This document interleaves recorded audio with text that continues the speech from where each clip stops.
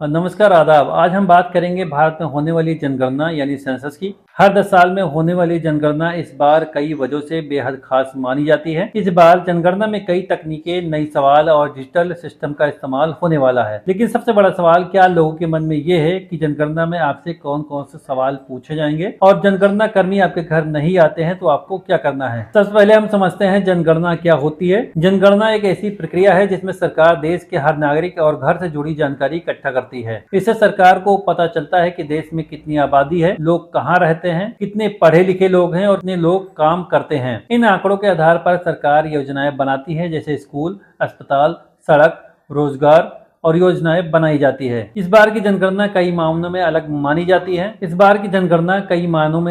जाती है। जैसे पहला है डिजिटल जनगणना। पहली बार जनगणना में मोबाइल ऐप और डिजिटल टैबलेट का इस्तेमाल किया जाएगा।